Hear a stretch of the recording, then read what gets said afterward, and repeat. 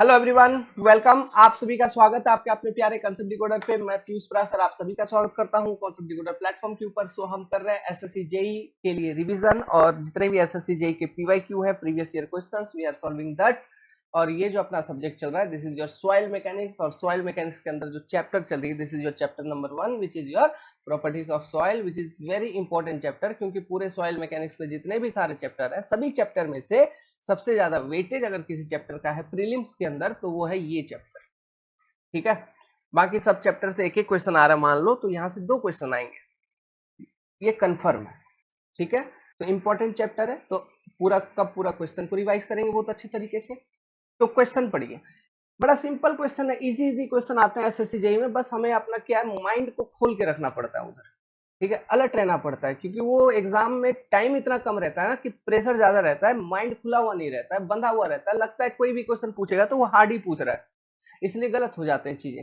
लेकिन क्वेश्चन को ढंग से पढ़ लेंगे तो चीजें आपके गलत नहीं होंगे।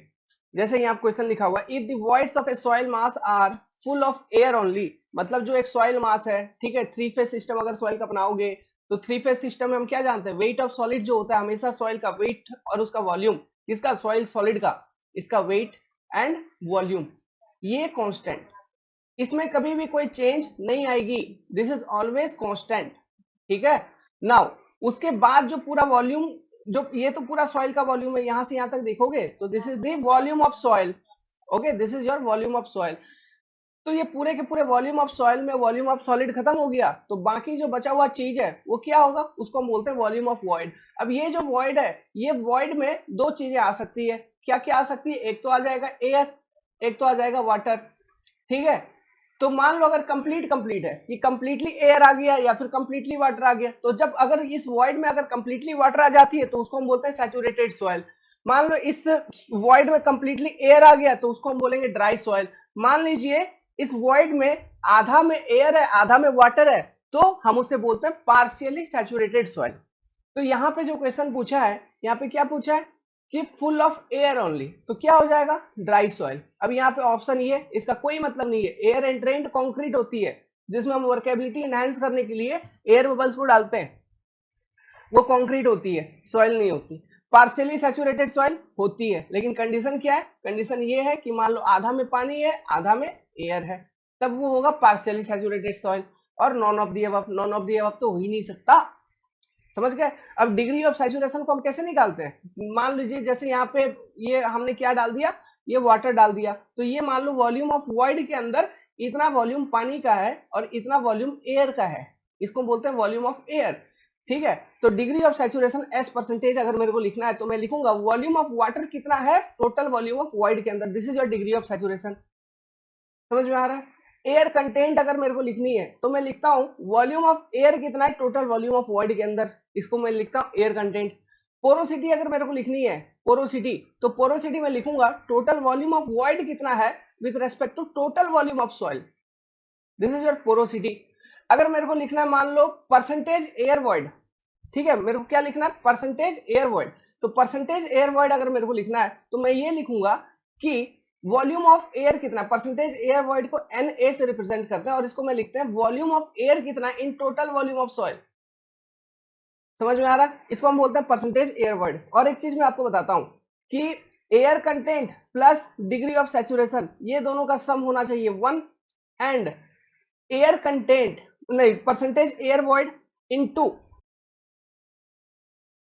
नहीं, परसेंटेज एयर वॉइड बराबर आपका एक इक्वेशन निकल के आता है एयर कंटेंट इनटू पोरोसिटी, जो आपको यहां से साफ साफ देखने को मिल रहा होगा। एयर कंटेंट में देखो V A by V V, porosity में क्या है वीवी अपन वी सॉइल, तो नीचे से ये वीवी इधर से खत्म, ये वीवी इधर से खत्म, तो बचेगा क्या, V upon V soil. V upon V soil क्या है, परसेंटेज एयर वॉइड।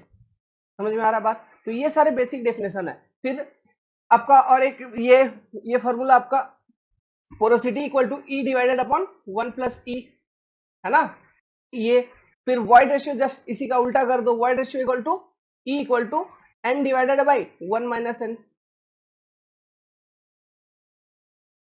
ये वाला क्वेश्चन देखिए, क्वेश्चन क्या कहता है, the ratio of volume of void to total volume of soil mass is called as, क्या बोल रहा है, volume of void by total volume of soil, क्या बोलते हैं इसको, पोरोसिटी, है ना। ऑप्शन नंबर बी सही होगा। लेकिन देखिए, अच्छा मेरे को एक इंटरेस्टिंग फैक्ट इसके बारे में बताओ, इसका रेंज के ऊपर अगर चर्चा करोगे तो रेंज इसका कैसा होना चाहिए। देखिए, ये बात तो एस्टेब्लिश हो गई है कि ये सॉइल सॉलिड जो होगा उसका वेट है ना और उसका वॉल्यूम ये हमेशा कांस्टेंट, ये हमेशा होगा आपका कांस्टेंट। बच गया क्या, this particular volume of void. ठीक है, यहां से यहां तक का वॉइड का वॉल्यूम बच गया। इसमें एयर हो सकता है या फिर वाटर हो सकता है। ठीक है, मुझे इसका रेंज के ऊपर बात कर रहा है, पोरोसिटी का रेंज क्या हो सकता है। सोचो, n इक्वल टू 0 होगा क्या, पोरोसिटी इक्वल टू 0 हो सकता है क्या। पोरोसिटी इक्वल टू 0 कब होगा, पोरोसिटी इक्वल टू 0 होगा तब जब आपका वॉल्यूम ऑफ वॉइड होगा 0। और एक पर्टिकुलर सॉइल में प्रैक्टिकली ये पॉसिबल नहीं है कि सॉइल के अंदर जो वॉइड है उसका वॉल्यूम 0 होगा, ये कभी नहीं होता। सॉइल में कुछ ना कुछ वॉइड तो प्रेजेंट रहेगा ही रहेगा हमेशा, है ना। सो इसका मतलब हम ये कहेंगे कि पोरोसिटी का वैल्यू कैन नॉट बी 0। उसी तरह से मेरे को ये बताओ, पोरोसिटी का वैल्यू जो है एन का वैल्यू, क्या ये 100% हो सकता है क्या। सोचो यार, 100% होने का मतलब क्या है, 100% होने का मतलब ये होगा कि ये रेशियो 1 हो जाए, ये जो रेशियो है ये 1 हो जाए। तो ये 1 कब होगा, ये 1 तब होगा जब वॉल्यूम ऑफ वॉइड हो जाएगा आपका टोटल वॉल्यूम ऑफ सॉइल के बराबर। टोटल वॉल्यूम ऑफ सॉइल मतलब ये है ना, this is your total volume of soil. तो वॉल्यूम ऑफ वॉइड जो है ये वाला बराबर हो गया इसका। तो इसका मतलब हम ये क्या समझ रहे हैं, ये समझ रहे हैं कि इस सॉइल में केवल वॉइड ही वॉइड है, सॉइल ही नहीं है कुछ। तो ये तो कोई सॉइल का कंडीशन ही नहीं बनता। इसमें मतलब यही समझ रहे हैं ना कि सॉइल ही नहीं है, केवल वॉइड वॉइड है, तो वो सॉइल कहलाएगा क्या, नहीं। तो पोरोसिटी का वैल्यू 100 भी नहीं हो सकता। तो जो पोरोसिटी का रेंज होता है less than 0, sorry greater than 0, ठीक है, 0 हो नहीं सकता, greater than 0, greater than 0 and less then 100, ये रेंज होती है पोरोसिटी की। एग्जाम में पूछ लेंगे कभी ये ऑब्जेक्टिव, तो याद रखना, ध्यान रखना, ठीक है। इसी तरह से हम वॉइड रेशियो का भी रेंज डिसाइड कर सकते हैं। इसी तरह से लॉजिक बैठा के डिग्री ऑफ सैचुरेशन का क्या रेंज होगा डिसाइड कर सकते हैं। समझ में आ रहा है, वाटर कंटेंट का क्या लिमिट होना चाहिए। वाटर कंटेंट तो कुछ भी हो सकता है, वाटर कंटेंट आपका 0 भी हो सकता है, ठीक है। क्यों, वाटर कंटेंट 0 मतलब ड्राई सॉइल है भाई। वाटर कंटेंट क्या होता है, weight of water upon weight of solid. देखो यार, weight of water upon weight of solid, है ना। तो मान लीजिए इस सॉइल में यहां तक इतना पानी भी भरा हुआ था, दिस इज योर वाटर। जो इसके वॉइड है इसमें कुछ पानी भी भरा हुआ है, तो weight of water upon weight of solid, this is your water content. मान लो वेट ऑफ वाटर कुछ है ही नहीं, वेट ऑफ वाटर ही नहीं है, हो सकता है ड्राई सॉइल कंडीशन में बिल्कुल कि पूरा का पूरा वॉइड एयर से भरा हुआ, उसमें पानी नहीं है, तो वाटर कंटेंट ऐसे कंडीशन में WC इक्वल टू 0 हो जाएगा। ऐसा भी हो सकता है कि जो ये वाटर कंटेंट है, ठीक है, ये जो वेट ऑफ वाटर है, सॉरी ये जो वेट ऑफ वाटर है ये काफी ज्यादा है, मतलब जितना वॉल्यूम ऑफ वॉइड उसका मतलब ये जो वॉल्यूम ऑफ वॉइड है ये इसके ऊपर भी कोई सीमा नहीं है, कोई लिमिट नहीं है, ये भी कितना भी हो सकता है। इसलिए तो हम देखते हैं लिक्विड लिमिट, प्लास्टिक लिमिट, ये सारे क्या है, ये सब कुछ एक तरह का वाटर कंटेंट है। समझ में आ रहा है, ये सब भी एक तरह का वाटर कंटेंट है। तो वहां पे लिक्विड लिमिट, प्लास्टिक लिमिट, ये सब चीज जो आप पढ़ रहे हैं वो तो भाई 100% से भी ज्यादा है क्ले के लिए। तो 100 क्यों, हमने पढ़ा, आपने पढ़ा, जो क्ले होता है वो भी खास करके बेंटोनाइट क्ले, उसका जो आपका लिक्विड लिमिट का रेंज होता है, अच्छा लिक्विड लिमिट का तो ज्यादा ही होता है, प्लास्टिसिटी इंडेक्स का रेंज मैंने आपको बताया था वही होता है आपका 400 तक, 200 से 400%। समझिए बात, तो सोचिए कितना ज्यादा होगा वाटर कंटेंट, है ना, बिल्कुल पॉसिबल है। तो water content can be greater than 100, 100% भी हो सकता है, ग्रेटर देन 100 भी हो सकता है, ठीक है। अभी 100% जो हम बात करते हैं, okay, water content equal to 100%, तो उसका मतलब क्या है, उसका मतलब सिंपली यही है कि एक ऐसा सॉइल कंडीशन है जिसमें जितना सॉलिड का वेट है उतना ही वेट का पानी भी है, बस, और कोई उसका अलग से कोई मतलब नहीं है। समझ में आया, ठीक है। तो वाटर कंटेंट का वैल्यू 0 से लेके 100 कुछ भी हो सकता है, लेस देन 0 उसका कोई मतलब नहीं है, फिर नो मीनिंग, मीनिंगलेस। देखिए इस वाले क्वेश्चन को पढ़िए, सिंपल सा क्वेश्चन है। क्वेश्चन पूछ रहा है pycnometer is used to determine water content and void ratio, specific gravity and dry density, water content and specific gravity, none of the above. तो करेक्ट आंसर होगी आपकी water content and specific gravity. मतलब कोई एक soil है, उसका हम water content का डिटर्मिनेशन करने के लिए भी पिक्नोमीटर का कॉन्सेप्ट यूज कर सकते हैं। ये लेबोरेटरी मेथड है एक तरह का, पिक्नोमीटर मेथड जो होगा ये एक तरह का लेबोरेटरी मेथड होगा। प्लस इसके बारे में एक इंटरेस्टिंग फैक्ट बताऊं, जब आप वाटर कंटेंट निकालोगे तो this is considered as second quickest method, quickest method, है ना।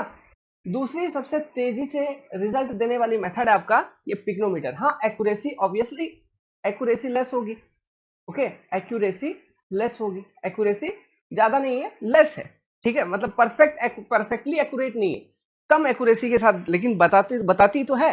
अच्छा ये बताओ, जब इसको सेकंड क्विकेस्ट बोल रहे हैं तो प्रथम क्विकेस्ट कौन होगा, सबसे ज्यादा क्विकेस्ट कौन होगा? ऑब्वियस सी बात है, जो सबसे ज्यादा क्विकेस्ट मेथड है वो है आपका calcium carbide method, CaC2 method, है ना, CaC2 मेथड, या फिर आप CaC2, हाँ कैल्शियम कार्बाइड हो गया, या फिर इसको हम कहते हैं मॉइस्चर टेस्टर मेथड, है ना, ये हो गया।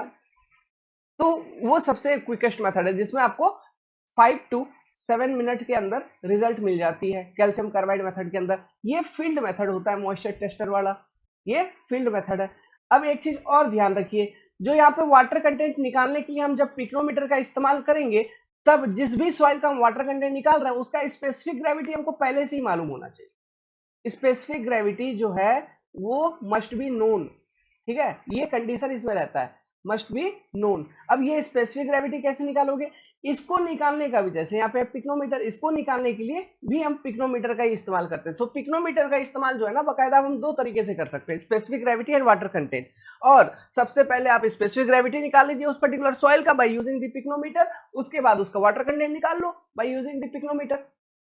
समझ में आ रहा है? तो पिक्नोमीटर से आप दोनों चीज कर सकते हो। अब ये चीज कैसे किया जाता है, इसके ऊपर मैंने बहुत डिटेल में सॉइल मैकेनिक्स के क्लास के अंदर अच्छे से पूरा डायग्राम को बना बना के, नीला पीला ब्लू दिखा दिखा के फॉर्मूला का इसका डेरिवेशन किया है। अब यहाँ पे डेरिवेशन करूंगा उसका कोई मतलब बनेगा नहीं। तो उम्मीद करता हूं पिक्नोमीटर का क्वेश्चन आ गया तो आपने नोट्स बना रखा होगा अपने से पढ़ के, अपना मतलब अपने से मतलब अपना soil mechanics from concept decoder. तो नोट्स खोल के आप बैठे होंगे और रिवीजन कर रहे होंगे, तो आप वहां पे देख पा रहे होंगे कि किस तरह से फॉर्मूला का डेरिवेशन हुआ। तो दो फॉर्मूला यहाँ पे निकल के आता है, ठीक है। जैसे कि वाटर कंटेंट हमको निकालना है तो मैं आपको सिंपली वो फॉर्मूला बता देता हूँ। वाटर कंटेंट के लिए याद करो हम क्या करते थे, W2 minus W1 by W3 minus W4 into G minus 1 upon G minus 1 into 100। ऐसा एक फॉर्मूला निकल के आता था वाटर कंटेंट के लिए, याद है? ठीक है। अब इसमें W2 क्या होता था, weight of soil plus pycnometer plus weight of water होता था। W1 is only simply your weight of pycnometer. फिर आपका जो W3 हो जाता था वो weight of soil solid plus the pycnometer completely filled with water. और W4 जो है the pycnometer field completely with water. मैं आपको बता ही देता हूं, चलो यार, एक एक लाइन तो लगेगा मेरे को, 4 डायग्राम बनानी होगी, बना देता हूं। अच्छा, आपसे क्वेश्चन और भी पूछ सकता है, ठीक है, क्या पूछ सकता है? जेई के एग्जाम में बैठोगे इस तरह का एग्जाम में तो ये पूछेगा, ये जो पिक्नोमीटर, ये जो बॉटल मैं यहाँ पे बनाया हूं ना, ये बॉटल है पिक्नोमीटर बॉटल, ठीक है, इसका वॉल्यूम कितना होता है? 900 ml। कितना होगा? 900 ml इसका मिलीलीटर इसका वॉल्यूम होता है। प्लस इसका जो ये जो ओपनिंग है, ये ओपनिंग इसका डायमीटर होता है 6 mm, ठीक है, ये ओपनिंग का डायमीटर होता है 6 mm। ये एक तरह का कॉनिकल बॉटल होता है। किस तरह का? कॉनिकल, कॉनिकल टॉप के साथ। देखिए कॉनिकल टॉप ऐसा दिख रहा है ना, ऐसा कॉनिकल टॉप के साथ एक बॉटल है और बीच में एक सेंटर पे 6 mm का होल रहता है। तो ये है एक आपका पिक्नोमीटर, कॉनिकल बॉटल, इसको आप ऐसे बोल सकते हैं। समझ में आया? ये एग्जाम में पूछा हुआ फैक्ट है, ठीक है, ध्यान दीजिए। और एक चीज मैं आपको ये बताता हूं, जो वाटर कंटेंट आप जब भी निकालेंगे तो इसका मतलब ये, जिस भी सॉइल का, यहाँ पे कोई एक सॉइल है, इसका हम वाटर कंटेंट निकाल रहे हैं बाय यूजिंग पिक्नोमीटर मेथड, तो इसका स्पेसिफिक ग्रेविटी क्या है? GS, ठीक है, इस सॉइल का हमको मालूम होना चाहिए जो इसका स्पेसिफिक ग्रेविटी है ये। तो स्पेसिफिक ग्रेविटी मालूम करने के लिए हम पहले से पिक्नोमीटर टेस्ट कंडक्ट किए होंगे उस सॉइल के ऊपर। ये बात भी क्लियर हो गई। उसके बाद ये सेकंड क्विकेस्ट मेथड है, तो इससे लैबोरेटरी मेथड है और सेकंड क्विकेस्ट मेथड है, तो रिजल्ट जो आपको मिलती है वो 10 to 20 मिनट के अंदर यहाँ से रिजल्ट मिल जाएगी आपको, 10 से 20 मिनट के अंदर आपको इधर से रिजल्ट मिल जाएगी, है ना। लेकिन एक्यूरेसी उतना ज्यादा नहीं है, एक्यूरेसी लेस रहता है, ठीक है। अब देखिए इसमें हम करते क्या है, वाटर कंटेंट निकालना है तो कैसे सॉइल का निकालेंगे, ऐसा सॉइल का निकालेंगे जो सॉइल मॉइस्ट है, मतलब भीगा सॉइल है, गीला सॉइल है। तो देखो सबसे पहले ये जो पिक्नोमीटर है उसका खाली वेट कितना है, उसको मैं कहता हूं W1, है ना। पिक्नोमीटर का खाली वेट, अपना सेल्फ वेट उसका, ये मेजर कर लिया W1। W2 क्या होगा, आप इसमें मॉइस्ट सॉइल को भर दो। जो मॉइस्ट सॉइल को भरोगे तब एक बात तो वहां पे क्लियर है कि मॉइस्ट सॉइल है, तो इसका मतलब क्या है कि उसमें सॉइल सॉलिड होगा, प्लस उसमें पानी भी रही होगी, उसमें पानी भी रही होगी, ठीक है। प्लस जो पिक्नोमीटर का बॉटल है वो खाली होगा, ठीक है। जो मॉइस्ट सॉइल है उसमें क्या होगा, सॉइल प्लस पानी, यही बात है ना। मॉइस्ट सॉइल के अंदर सॉइल प्लस पानी होगा। तो आप पिक्नोमीटर में भर दिए, पिक्नोमीटर में भर देने के बाद पिक्नोमीटर का स्पेस और खाली है, तो ये जो वेट है ना इसको हम बोलते हैं W2 वेट। जब आप मॉइस्ट सॉइल को उसमें भर देते हैं तो वो जो वेट आपको मिलती है that is only your W2, है ना।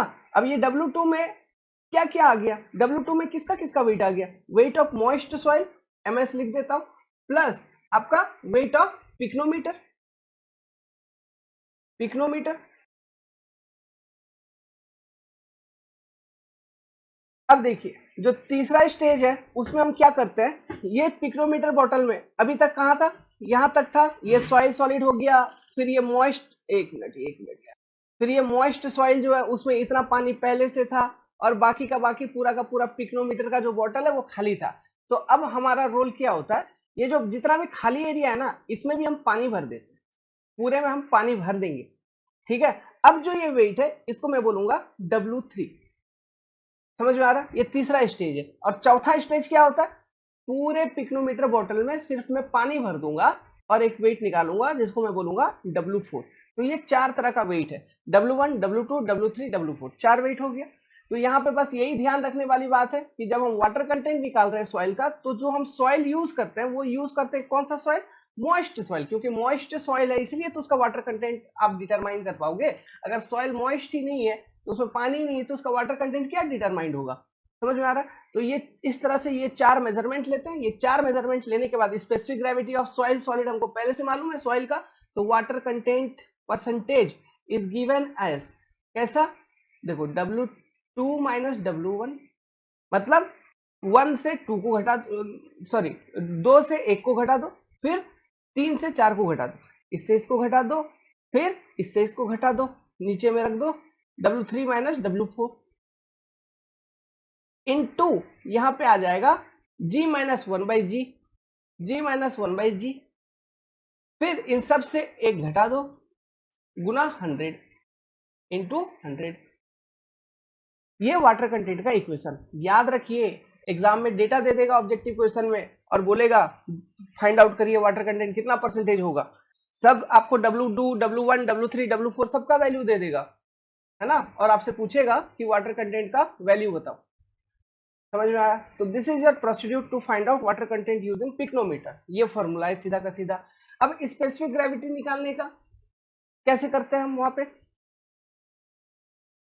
तो अगेन मैंने 4 पिक्नोमीटर बॉटल ले लिया, ठीक है। अब मैं बता रहा हूं आपको स्पेसिफिक ग्रेविटी के लिए क्या है। देखिए पहला वाला जो वेट होगा W1 वो तो सेम है, क्या है, एम्प्टी पिक्नोमीटर का वेट, जो एम्प्टी पिक्नोमीटर है उसका वेट जो होगा उसी को हम बोलेंगे W1। अब देखिए जब वाटर कंटेंट निकालते थे तो हम वहां पे किस तरह का सॉइल यूज करते थे, गीला सॉइल, मॉइस्ट सॉइल। बट जब हम स्पेसिफिक ग्रेविटी निकालेंगे by using pycnometer, the soil what I am going to use is oven dried soil, बस ये एक डिफरेंस होता है, ओवन ड्राइड सॉइल, हम इस सॉइल का प्रयोग करेंगे। तो ये जो वेट आप मेजर करोगे ओवन ड्राइड सॉइल इसमें डाल दीजिए जितना भी आपको डालना है, तो weight of this oven dried soil plus weight of this pycnometer is your W2, इसको मैं बोल दूंगा W2, समझ गए। वेट ऑफ ये ओवन ड्राइड सॉइल का वेट प्लस ये पिक्नोमीटर का एम्प्टी वेट, यही हो जाएगा दोनों मिला के W2। उसके बाद आप क्या करिए, ये जो ओवन ड्राइड सॉइल था, ये जो ओवन ड्राइड सॉइल था, ठीक है, ये वाला जो कंडीशन है मतलब सेम एकदम सेकंड स्टेज वाला कंडीशन जो है, इसी कंडीशन में अब इस पूरे बोतल में पूरे पिक्नोमीटर में पानी भर दो, पूरे पिक्नोमीटर में पानी भर दिया और इसका वेट आप मेजर कर लिया W3। और एक चौथा कंडीशन बस कि पूरा का पूरा पिक्नोमीटर में पानी ही भरा हुआ है, सॉइल है ही नहीं, पूरा पानी। इसका वेट ले लिया W4। ये 4 वेट हो गए। अब स्पेसिफिक ग्रेविटी का जो फॉर्मूला निकल के आता है एकदम याद रखना। क्या करना है, इससे इसको घटा दो पहले, W2 माइनस W1 कर दिया, एक बड़ा सा लाइन खींचो नीचे। उसके बाद क्या करना है, इससे इसको घटाइए, W4 माइनस W3, इसमें जोड़ दो क्या, इसको घटा के W2 माइनस W1, जो ऊपर ये वाला लिखा है इसी को जोड़ दो, W2 माइनस W1। समझ में आ रहा है? तो कोड कैसा बन रहा है देखो, 2 1 4 3 2 1, ऐसा। तो ये ऊपर का और नीचे का ये 2 1 तो मालूम ही है, तो 1/4 ऐसा कुछ याद कर सकते हो फॉर्मूला। समझ में आ रहा है बात को? तो ये स्पेसिफिक ग्रेविटी का फॉर्मूला और निकालने का प्रोसीड्यूर। बस यहाँ पे ध्यान रखने वाली बात है कि हम ओवेंड्रॉइड सॉइल का इस्तेमाल करते हैं। This is your pycnometer test, ठीक है। It is a laboratory method used to find out specific gravity of soil solid and water content, both. दोनों ही इंडेक्स प्रॉपर्टी हैं सॉइल के, ठीक है। This two things, this both are index property of soil. देखिए बड़ा simple सा question है ना। क्या पूछ रहा है, पूछ रहा है when plastic limit of a soil is greater then the liquid limit. Plastic limit जो है उसका WP is more than WL। चलो यार कोई बात नहीं, ऐसा होता है क्या, ठीक है देखते हैं। Then the plasticity index is reported as कितना। ऑब्वियस सी बात है 0 हो जाएगा। क्यों, प्लास्टिसिटी इंडेक्स इक्वल टू क्या होता है आपका, it is difference of liquid limit minus plastic limit, WL minus WP। अब यहाँ पे बात कर रहा है कि WP is greater then WL, मतलब ये वैल्यू होगा नेगेटिव में, तो negative value of plasticity index का कोई सिग्निफिकेंस नहीं है। तो प्लास्टिसिटी इंडेक्स जो होगा उसको हम रिप्रेजेंट करेंगे एज ए 0, एंड 0 रिप्रेजेंट जैसे ही कर दिया, इसका मतलब क्या है, इसका मतलब ये है कि दिस सॉइल जो भी होगा इज नॉन प्लास्टिक। तो क्या होगा, नॉन प्लास्टिक। अब नॉन प्लास्टिक में क्या आता है, ग्रेवल एंड सैंड आता है, ठीक है। कौन आते हैं, ग्रेवल और सैंड जो होते हैं वो नॉन प्लास्टिक होते हैं। यहां पर तो कंडीशन ये दिया था कि plastic limit is greater than liquid limit, लेकिन जनरली ग्रेवल और सैंड के लिए होता क्या है कि liquid limit is approximately equal to plastic limit for gravel and sand, इसलिए उनका plasticity index is equal to 0, है ना। तो इसलिए ये हो जाते हैं नॉन प्लास्टिक कैटेगरी में। और यहाँ पे प्लास्टिसिटी इंडेक्स का बात हो ही रहा है, तो इसका आंसर क्या हो जाएगा, 0, बी। तो अब देखिए इसका मैंने टेबल बताया था आपको, 7 का कॉन्सेप्ट इधर चलता है। अगर प्लास्टिसिटी इंडेक्स हो गया 0 तो ये तो हो गया non plastic soil, non plastic NP। अगर 0 से 7 तो medium plastic, low plastic LP। अगर 7 से 17, 7 to 17 तो MP, मीडियम प्लास्टिक, है ना। और आपका ग्रेटर देन 17 तो HP, highly plastic. NP LP MP HP, तो ये टेबल आती है आपका इसका प्लास्टिसिटी इंडेक्स का। तो याद रखना, यहां से पूछना, ये क्वेश्चन आया हुआ है ये सब चीज। और एक टेबल इसमें था अलग अलग सॉइल टाइप के लिए, तो ग्रेवल और सैंड के लिए, ठीक है, इनके लिए तो 0, इसलिए वो नॉन प्लास्टिक। उसके बाद सिल्ट के लिए, सिल्ट के लिए जो प्लास्टिसिटी इंडेक्स होती है सिल्ट का, वो होता है 10 to 15%, ठीक है। फिर जो क्ले होती है, क्ले अलग अलग तरह के होते हैं। क्ले का यहाँ पे हमने 3 कैटेगरी आपको बताया था, क्ले का 3 बताया था। एक बताया था अलुवियल, एक बताया था मैंने ब्लैक क्ले, और तीसरा बताया था मैंने बेंटोनाइट क्ले। क्ले का हमने 3 कैटेगरी बताया था। जो सबसे ज्यादा होता है प्लास्टिसिटी इंडेक्स बेंटोनाइट क्ले का, मतलब बेंटोनाइट क्ले में मॉन्ट मोरोलोनाइट मिनरल, क्ले मिनरल जो है वो सबसे अधिक पाया जाता होगा, बिल्कुल ऑब्वियस सी बात है। बेंटोनाइट क्ले का पहले अलुवियल से बताता हूँ। अलुवियल का जो रेंज होता है प्लास्टिसिटी इंडेक्स का, वो होता है जैसे यहाँ 15 पे एंड हुआ तो 15 से 100, 15 to 100, ठीक है, 15 से 100% तक। ब्लैक के लिए जो रेंज होता है वो होता है 200 से 250, फिर बढ़ जाती है 200 to 250। फिर बेंटोनाइट के लिए जो रेंज होता है वो होता है आपका 200 से 400 तक, 200 to 400।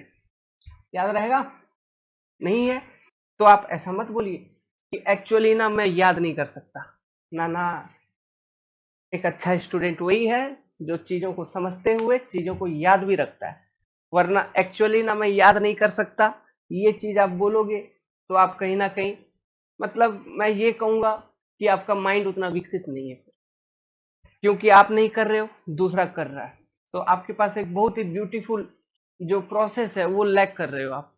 याद करना चाहिए, किसी भी तरह से याद करिए, हम लोग सपोर्ट कर रहे हैं आपको याद करवाने में, ठीक है।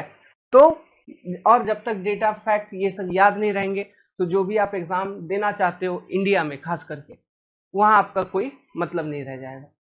क्योंकि यहाँ जो क्वेश्चंस आते हैं वो क्वेश्चन ऐसे ही आते हैं जो याद रखने वाले चीज है। कॉन्सेप्चुअल क्वेश्चन काफी कम पूछे जाते हैं यहाँ के एग्जाम में। मेंस चलो वहां पे ठीक है, बट प्रीलिम्स में तो ये पॉइंट आपका बिल्कुल नहीं चलेगा कि एक्चुअली क्या है ना कि मैं याद नहीं कर सकता, इसका कोई मतलब नहीं है, ठीक है। इस तरह से बहुत सारे टेबल का रिवीजन करवाऊंगा ओवरऑल, तो आपको चीजें याद हो जाएंगे, है ना। इसलिए सेशन देखिए। इस वाले क्वेश्चन को पढ़ो, ये वाला क्वेश्चन पढ़ो। The ratio of liquid limit मतलब WL to the plasticity index मतलब IP for soil mass is called as कुछ भी नहीं, ठीक है। इसको हम कुछ भी नहीं बोलते, नॉन ऑफ द अबव होगा इसका आंसर। ऐसा कोई रेशियो एग्जिस्ट नहीं करता, ऐसा कोई रेशियो डिफाइन नहीं किया गया है ना। जो डिफाइन किया गया है लिक्विडिटी इंडेक्स है, कंसिस्टेंसी इंडेक्स है, श्रिंकेज रेशियो है, ठीक है। अब ये लिक्विडिटी इंडेक्स जैसा पहला ए, ठीक है, इसको हम IL के नाम से जानते हैं, ठीक है। और क्या होती है देखिए, natural water content minus plastic limit of the soil, natural water content minus WP plastic limit of the soil divided by IP liquid limit minus plastic limit, this is your liquidity index. उसके बाद और एक ratio होती है जिसको हम बोलते हैं IC कंसिस्टेंसी इंडेक्स, फिर defined parameter consistency index, WL liquid limit minus natural water content divided by IP, ठीक है। IP इक्वल टू क्या होता है, यही liquid limit minus plastic limit. तो लिक्विडिटी इंडेक्स में भी नीचे IP होगा, कंसिस्टेंसी इंडेक्स में भी नीचे IP होगा। बस आपको ये वाला चीज ध्यान में रखना है, W माइनस WP और इधर WL माइनस W, ये चीज ध्यान में रखना है। समझ में आया। लिक्विडिटी इंडेक्स क्या रिप्रेजेंट करता है, nearness of water content of the soil to its liquid limit, मतलब जो नेचुरल वाटर कंटेंट है सॉइल का वो उसके लिक्विड लिमिट के कितने करीब है। और आप जानते हो लिक्विड लिमिट पे अगर कोई भी सॉइल है, हाँ, तो लिक्विड लिमिट पे जो सॉइल का शियर स्ट्रेंथ होता है वो काफी कम होता है। तो इसका मतलब यही है कि जैसे जैसे आपका सॉइल लिक्विड लिमिट की ओर अप्रोच करेगा, आपका लिक्विडिटी इंडेक्स जो है IL, इसका वैल्यू बढ़ेगा, है ना। तो इसका मतलब ये भी कह सकते हैं कि IL का वैल्यू बढ़ रहा है, मतलब soil is approaching towards it's liquid limit. Soil is approaching towards it's liquid limit कहने का मतलब है सॉइल का जो वाटर कंटेंट है वो उसके लिक्विड लिमिट के आसपास पहुंच रही है, तो उसका स्ट्रेंथ क्या हो रहा होगा, कम हो रहा होगा। एट द सेम टाइम जैसे जैसे आपका कंसिस्टेंसी इंडेक्स बढ़ेगी, उसकी स्ट्रेंथ जो है वो बढ़ रही होगी। समझ में आ रहा है। तो ये एक चीज है जो रिप्रेजेंट करता है। सो लिक्विडिटी इंडेक्स जो है ये कहीं ना कहीं फ्लो एबिलिटी को रिप्रेजेंट करता है, ठीक है। और जो कंसिस्टेंसी इंडेक्स है ये फ्रिमनेस फ्रिमनेस फ्रिमनेस FRIMNESS इसको रिप्रेजेंट करता है कि सॉइल कितना स्ट्रेंथ है, सॉइल का कितना स्ट्रेंथ है, सॉइल कितना मजबूत है। तो जैसे जैसे IC का वैल्यू बढ़ेगा उसका स्ट्रेंथ बढ़ेगा, फ्रिमनेस बढ़ेगा। जैसा जैसा आपका IL का वैल्यू बढ़ेगा उसका फ्लो एबिलिटी या फिर कंसिस्टेंसी बढ़ेगा, आप ऐसा कह सकते हैं। समझ में आ रहा है बात। तो ये लॉजिक भी ध्यान रखना, ये फॉर्मूला ध्यान रखना, एग्जाम में पूछ लेंगे। इसका जो रेंज है ये 0 से कम 1 से ज्यादा हो सकता है, कोई दिक्कत नहीं है दोनों का। इसका एक टेबल है बकायदा, आगे चल के और कोई स्पेशल रेंज वाला क्वेश्चन आएगा तो उसमें वो टेबल भी मैं डिस्कस करूंगा। श्रिंकेज रेशियो ये अपने आप में एक छोटा सा लेकिन बड़ा सा टॉपिक है, यहाँ पे डिस्कस ना करते हुए आगे चल के जब भी अपने पास ये आएगी, इसका अलग से कोई क्वेश्चन आएगा इसके ऊपर हम डिस्कस करेंगे, ठीक है। चलो यार, आप लोग फिर सोचोगे सर आप रिवीजन करा ही क्यों रहे हो फिर, है ना। तो चलो हम रिवीजन करवा ही देते हैं आपका श्रिंकेज रेशियो का। श्रिंकेज रेशियो इंपॉर्टेंट है, बहुत सारा फॉर्मूला इसमें आपको मैं बताऊंगा। इसका सबसे पहले डेफिनेशन के बारे में बताता हूँ, नोट्स में आपका होगा, लिखवाया हुआ था, बस वही सेम चीज मैं एक बार दोहरा रहा हूँ। क्या था इसका डेफिनेशन श्रिंकेज रेशियो का, मैंने लिखवाया था, it is defined as the ratio of change in volume of soil with respect to its dry volume. It is defined as the ratio of change in volume of soil with respect to its dry volume expressed in percentage to the corresponding change in water content of soil above shrinkage limit or at shrinkage limit. समझ में नहीं आया होगा, कोई बात नहीं। एक graph बनाते हैं, सेम ग्राफ जो अटरबर्ग साहब ने बनाया था जब आपको कंसिस्टेंसी लिमिट वो समझा रहे थे, ठीक है। वो ग्राफ से आपको ये फॉर्मूला कैसे निकलता है, आपको पूरा का पूरा फॉर्मूला समझ में आ जाएगा श्रिंकेज रेशियो का। तो देखिए, ये आपका एक कोई सॉइल का बात कर रहे हैं, ठीक है। इस सॉइल के अंदर अटरबर्ग साहब का ग्राफ अगर देखें तो ये देखिए, ये एक पर्टिकुलर वॉल्यूम है जो कि एकदम फिक्स रहेगा, उसके बाद उसका वाटर कंटेंट ऐसा बढ़ता चलेगा। अब ये मान लो आपका श्रिंकेज लिमिट है WSR परसेंटेज, ठीक है। अब श्रिंकेज लिमिट के करस्पॉन्डिंग जो वॉल्यूम ऑफ सॉइल होता है वो उसको आप वॉल्यूम ऑफ सॉइल कह सकते हो VS, या फिर ये सेम वॉल्यूम जो होता है इसको हम ड्राई वॉल्यूम V ड्राई कह सकते हैं। कोई दिक्कत है इसमें? नहीं, कोई दिक्कत नहीं है। अब श्रिंकेज लिमिट के ऊपर हमारे पास कोई भी वाटर कंटेंट हो सकता है, लिक्विड लिमिट वाला, प्लास्टिक लिमिट वाला, कोई भी वाटर कंटेंट हो सकता है, लेकिन हम कोई एक दो ले लेते हैं। ये मान लीजिए W आपका वाटर कंटेंट है, W1% है, दिस इज योर W2% है, कोई एक पर्टिकुलर वाटर कंटेंट। इसके करस्पॉन्डिंग जो वॉल्यूम है आपको यहाँ पे साफ साफ दिख रहा होगा कि corresponding to water content W1 of soil volume is V1, corresponding to water content W2 of soil volume is V2। Volume क्या है? V2। ये ग्राफ समझ में आया आपको? ठीक है। श्रिंकेज लिमिट मैंने आपको बताया था पहले ही ये ग्राफ के बारे में कि श्रिंकेज लिमिट के बाद आप सॉइल को कितना भी गर्म करें, कुछ भी करें, उसका वॉल्यूम में कोई चेंजेस नहीं होगा। हाँ, उससे वाटर कंटेंट बाहर निकलेगी, धीरे धीरे निकलते निकलते वो पार्शियली सैचुरेटेड स्टेट में पहले जाएगी, उसका धीरे धीरे और वाटर कंटेंट बाहर निकलते निकलते एक टाइम आएगा जब वो सॉइल ड्राई हो जाएगा, लेकिन उसका वॉल्यूम में कोई चेंजेस नहीं आएगा। इसलिए volume of soil at shrinkage limit is equal to nothing but volume of the dry soil. तो इसको वी सॉइल ना लिख के VSR लिख देते हैं, तो ज्यादा क्लियर कट रहेगा कि it is nothing but volume of soil at shrinkage limit.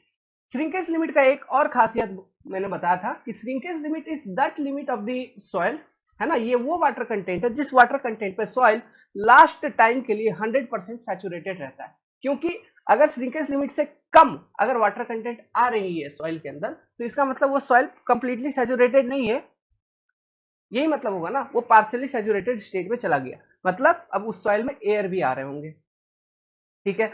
ये सारा सब कुछ आपको मालूम है। तो अब मैंने वही किया कि कोई दो वाटर कंटेंट ले लिया W1 W2 और एक श्रिंकेज लिमिट का वाटर कंटेंट मैंने आपको यहाँ पे दिखा दिया WSR, है ना, और उसके करस्पॉन्डिंग सॉइल का अलग अलग वॉल्यूम ये दिखा दिया हमने। ये ग्राफ है आपके पास। अब देखिए, अब हम लिखेंगे श्रिंकेज रेशियो का जो डेफिनेशन है उसका। तो श्रिंकेज रेशियो का डेफिनेशन एक बार मैं आपको फिर से लाइन दोहराता हूं। It is defined as the ratio of change in volume of soil with respect to its dry volume expressed in percentage, expressed in percentage. देखिए, ये पहला वाला लाइन हुआ क्या, change in volume of soil with respect to its dry volume expressed in percentage.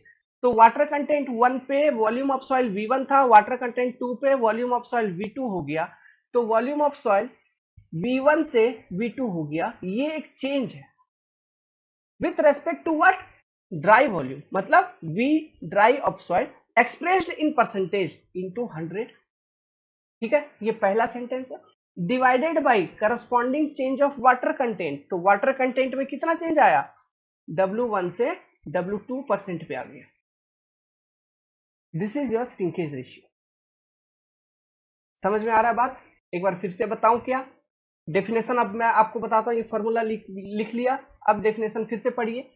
Shrinkage ratio is defined as ratio of change in volume of soil with respect to its dry volume expressed in percentage. ऊपर वाला clear है, V1 से V2 volume change हुआ with respect to dry volume into expressed in percentage with respect to, ठीक है, with नहीं percentage corresponding to change in water content of soil at या above shrinkage limit, at या above shrinkage limit, ठीक है, eight या above shrinkage limit. इसका मतलब क्या है, ये जो फॉर्मूला आपने ऐसा लिखा है इसको हम थोड़ा सा और मॉडिफाई करके ऐसा भी लिख सकते हैं, क्योंकि एट और अबव श्रिंकेज लिमिट का बात कर रहा है।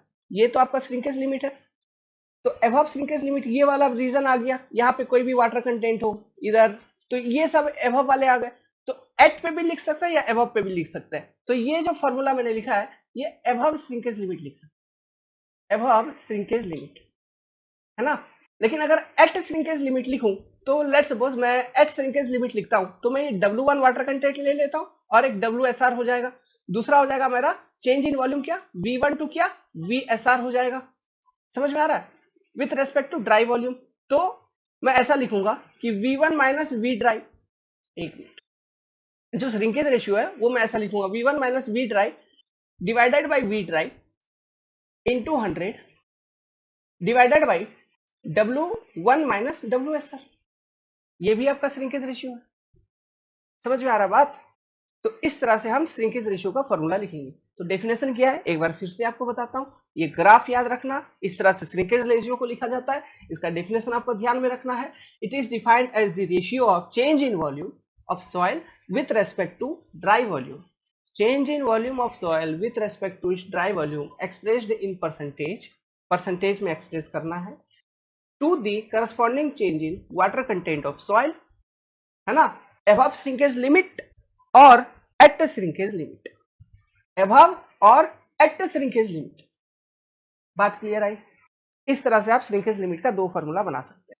अब इससे रिलेटेड और कुछ इंपॉर्टेंट पॉइंट के ऊपर बात कर लेते हैं, और कुछ हमारे पास इंपॉर्टेंट फॉर्मूला है। एक तो वो फॉर्मूला हो गया, और एक फॉर्मूला अपने पास क्या है, श्रिंकेज रेशियो को हम ऐसे रिप्रेजेंट करते हैं। श्रिंकेज रेशियो का एक फॉर्मूला हमारे पास शॉर्ट फॉर्म में आता है, gamma dry upon gamma W. ये भी अपने को श्रिंकेज रेशियो का फॉर्मूला देता है। अपने पास और एक फॉर्मूला था स्पेसिफिक ग्रेविटी ऑफ सॉइल को निकालने के लिए, ये भी काफी इंपॉर्टेंट फॉर्मूला है, वो हम निकालते थे G इक्वल टू, ये सब फॉर्मूला का डेरिवेशन मैंने आपको करवा दिया है, 1 divided by gamma W upon gamma dry, ठीक है, gamma W upon gamma dry minus WSR shrinkage limit, water content corresponding to shrinkage limit WSR percentage divided by 100। समझ में आ रहा है। तो अब यहाँ पे देखो, इस फॉर्मूला को और एक फॉर्म में मॉडिफाई कर सकते हैं। यहाँ पे क्या है, gamma W upon gamma dry, it is what, it is nothing but 1 upon R, है ना, इनवर्स ऑफ श्रिंकेज रेशियो। तो equal to I can write 1 upon 1 by R minus WSR percentage, ठीक है, divided by 100। Very important formula. ये सब जो formula थे ये बहुत इंपॉर्टेंट फॉर्मूला है, आपको याद रखना है। अब यहाँ पे WSR परसेंटेज मैंने लिख दिया, ठीक है, इसलिए 1/100 मेरे को लिखना पड़ रहा है। WSR परसेंटेज मतलब हम यहाँ पे लिख देंगे 30%, तो इसलिए नीचे 100 है। अगर मान लो आप सीधा डेसिमल फॉर्म में लिखोगे तो इसी फॉर्मूला को आप ऐसे लिख सकते हो, 1 upon 1/r minus shrinkage limit WSR। तो अगर आपके पास श्रिंकेज रेशियो आपको अगर मालूम है किसी सॉइल का श्रिंकेज रेशियो क्या है, उसका श्रिंकेज लिमिट आप निकाल सकते हो। If you know the shrinkage ratio you can find out the shrinkage limit, या फिर आपको केवल उस सॉइल का अगर श्रिंकेज लिमिट दे दिया है तो you can easily find out the shrinkage ratio of the soil क्या होगा। समझ रहे बात, ठीक है। तो इंपॉर्टेंट है कि नहीं है, बहुत इंपॉर्टेंट है ना। अब ये जो रेशियो है इसका ध्यान रखिएगा कि ये रेशियो किसी भी एक पर्टिकुलर सॉइल के लिए हमेशा कांस्टेंट होता है। ये रेशियो भी किसी भी एक सॉइल के लिए हमेशा कांस्टेंट होता है। क्यों, किसी भी for a given soil, shrinkage ratio का फॉर्मूला मैंने क्या बताया आपको, गामा ड्राई अपन gamma W, gamma W constant है मालूम है अपने को, और किसी भी सॉइल का गामा ड्राई भी कांस्टेंट होता है।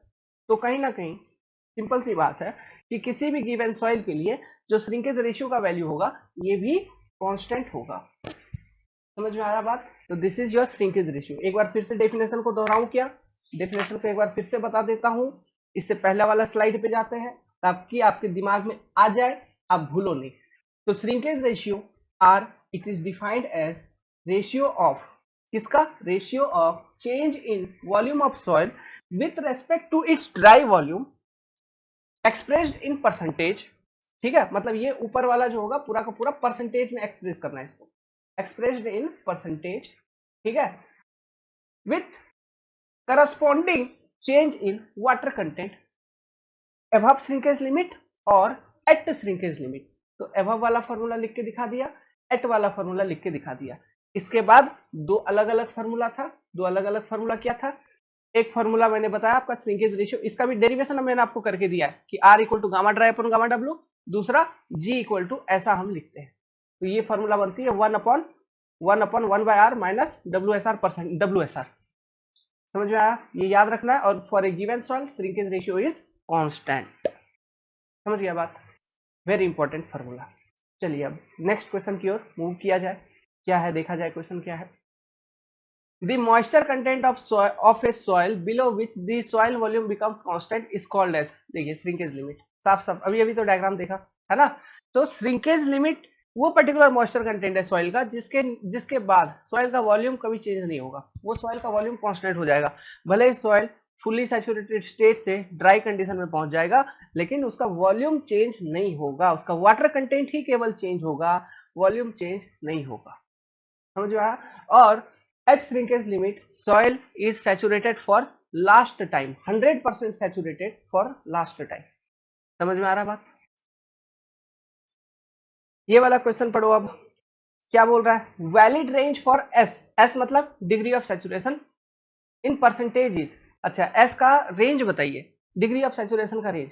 Degree of saturation S equal to क्या होता है? Volume of water in volume of void into 100, है ना। मतलब जो भी एक 3 फेज सिस्टम ले लो सॉइल का, उसमें सॉइल का जो सॉलिड है उसका तो सब चीज फिक्स है, इसका weight of soil solid and volume of soil solid, ठीक है, ये फिक्स है, ये चेंज नहीं होगा किसी भी सॉइल का। बाकी बच गया void, this is your volume of void. अब ये वॉल्यूम ऑफ वॉइड में दो चीज आ सकता है, एक तो मैंने बोला क्या आ सकता है इसमें, एयर आ सकता है, ठीक है, और एक आ सकता है आपका क्या, पूरा का पूरा वाटर आ सकता है ना। तो मान लो अगर इस वॉल्यूम ऑफ वॉइड में कुछ वॉल्यूम में वाटर है, this is your volume of water, और कुछ में एयर है, तो ये जो सिस्टम होती है इसको हम बोलते हैं 3 फेज सिस्टम। ये जो हो गया आपका 3 फेज सिस्टम हो गया। अब यहां से क्या हो सकता है, दो अलग अलग फेज में भी आप इसको कन्वर्ट करके देख सकते हो। अब दो अलग अलग फेज क्या है 2 फेज सिस्टम में? 2 फेज सिस्टम में अगर सॉइल का 2 फेज सिस्टम देखें तो ये जो ओवरऑल वॉल्यूम है, total volume of soil, this is your total volume of soil, ये तो उतना ही है, वो चेंज नहीं हो रहा है। ये मान के चलो कि टोटल वॉल्यूम ऑफ सॉइल जो है वी सॉइल, उसमें कोई चेंजेस नहीं है। और वॉल्यूम ऑफ सॉइल सॉलिड और weight of soil solid, WS and V solid, ये भी कोई चेंज इसमें भी नहीं हो रहा। बस इसमें अब जो वॉल्यूम ऑफ वॉइड था, यहाँ पे वॉल्यूम ऑफ वॉइड, इसमें एयर है मान लो, ठीक है, ये पूरे में एयर है, पानी नहीं है। तो ये जो सॉइल कंडीशन है इसको हम बोलेंगे ड्राई सॉइल, ड्राई सॉइल, ठीक है। तो ड्राई सॉइल के कंडीशन में आप देखिए जो डिग्री ऑफ सैचुरेशन है, सैचुरेशन का फॉर्मूला क्या है, volume of water in void. तो वॉल्यूम ऑफ वाटर कुछ भी है क्या? नहीं। ये क्या है? ये हो गया आपका वॉल्यूम ऑफ वाटर, 0 हो गया। तो ड्राई सॉइल के केस में जो डिग्री ऑफ सैचुरेशन होगा एस, ये क्या हो जाएगा आपका?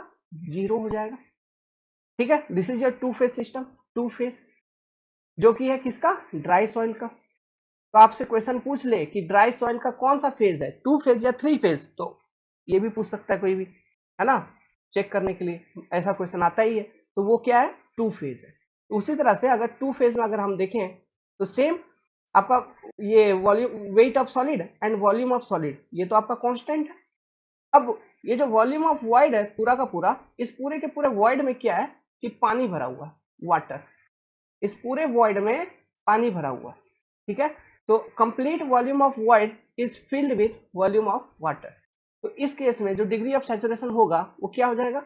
100%। और ये जो कंडीशन है इसको हम बोलते हैं सैचुरेटेड सॉइल। इसको क्या बोलते हैं? Saturated soil. समझ में आ रहा है? तो ये डिग्री ऑफ सैचुरेशन का रेंज जो है, वैलिड रेंज, वो कहां से कहां तक होगा? 0 से लेके 100%। तो 0 to 100%। समझ में आ रहा है? This is your valid range of degree of saturation. अब ऑप्शन पढ़िए, ऑप्शन में देखिए क्या दिया हुआ है। ऑप्शन में दिया हुआ है ये वाला 0 से 100 होगा। अब इसमें तो हमको क्लियर है, तो यहाँ पे सी और डी में ही कंफ्यूजन होगी। तो सी में देखो क्या दिया हुआ है कि एस का जो वैल्यू है वो हमेशा 0 से ज्यादा होगा और 100 से कम होगा हमेशा। क्या ये कंडीशन सही है? नहीं। जो डिग्री ऑफ सैचुरेशन है उसका वैल्यू 0 हो सकता है in case of dry soil, मतलब s can be equal to 0। उसी तरह से एस का जो वैल्यू है वो सैचुरेटेड सॉइल कंडीशन में 100% के बराबर हो सकता है, means S can be equal to 100%। Means degree of soil का जो ओरिजिनल रेंज होगा उसको हम डिफाइन करेंगे ऐसा, लेस देन मतलब greater than equal to 0 and less than equal to 100। ये 100 से ज्यादा होगा क्या? नहीं होगा। जितना वॉल्यूम ऑफ वॉइड है उतना ही वॉल्यूम में पानी फिल हो सकता है, तो वो हमेशा 100% रहेगा मैक्सिमम, उससे ज्यादा नहीं होता है आपका डिग्री ऑफ सैचुरेशन। समझ में आ गई बात? ठीक है, तो ये चीज है इसका। इससे रिलेटेड एक टेबल भी है, वो टेबल भी मैं आपको दे देता हूं यहाँ पे ताकि आपके दिमाग में रहे।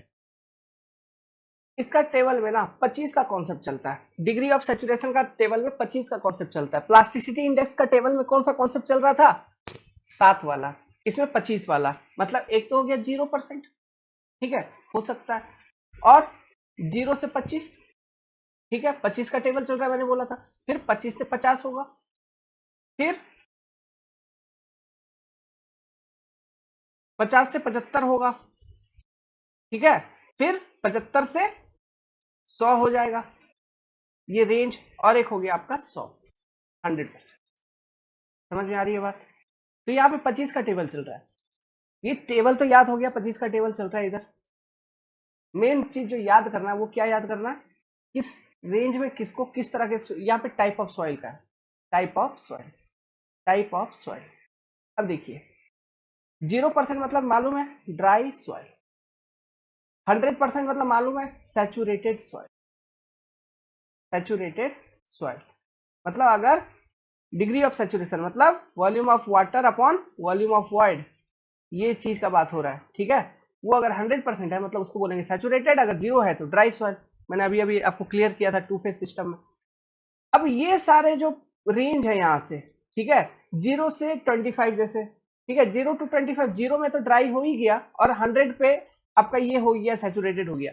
लेकिन इंटरमीडिएट उसके बीच वाले जो रेंज है, ये सभी थ्री फेज सिस्टम को बता रहा है। Three phase system, three phase system, three phase system क्यों बता रहे हैं? क्योंकि जो टोटल वॉल्यूम ऑफ वॉइड है उसमें 25% ही पानी भरा हुआ है या 75% ही पानी भरा हुआ है, तो बाकी का जो वॉल्यूम ऑफ वॉइड है वो किससे भरा हुआ है? एयर से। तो यहाँ पे 3 फेज हो गया ना, सॉलिड का हो गया, वाटर का हो गया, एयर का हो गया, 3 फेज, है ना। बस यही दो कंडीशन में, 0% पे 2 फेज में चल रहा है सॉइल, 100% पे 2 फेज पे चल रहा है। बाकी जो सारा रेंज यहाँ पे दिया है वो 3 फेज का रेंज है, ठीक है। ये चीज एक डिफरेंस क्लियर है। अब देखिए 0 से अगर 25% तक अगर है सॉइल में मॉइस्चर कंटेंट तो उसको ह्यूमिड सॉइल बोलेंगे, ह्यूमिड सॉइल, ठीक है। 25 से 50 है तो और थोड़ा पानी बढ़ गया, उसको डैम्प्ड सॉइल बोलेंगे, डैम्प्ड, डैम्प्ड सॉइल। अभी हम टर्म यूज करते हैं moist soil, moist soil. Moist soil क्या होता है? 50 से 75% अगर वाटर कंटेंट, ये है वाटर कंटेंट बोल रहा हूँ, ये डिग्री ऑफ सैचुरेशन अगर है सॉइल का, उसको हम बोलेंगे मॉइस्ट सॉइल।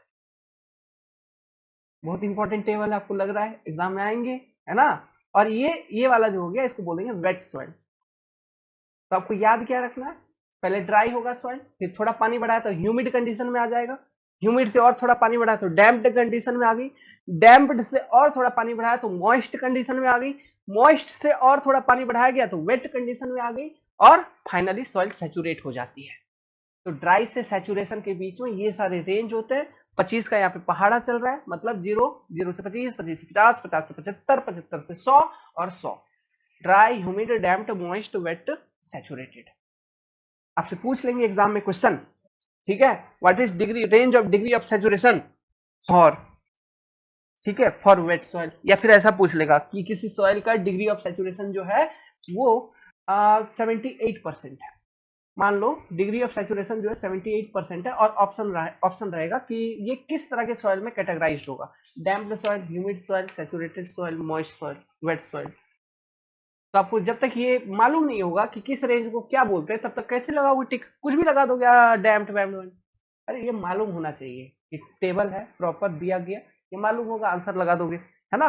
तो इसलिए बोला जाता है, एक्चुअली क्या है ना कि मैं याद नहीं कर सकता, तो ये भूल जाइए, चीजों को याद किया कीजिए।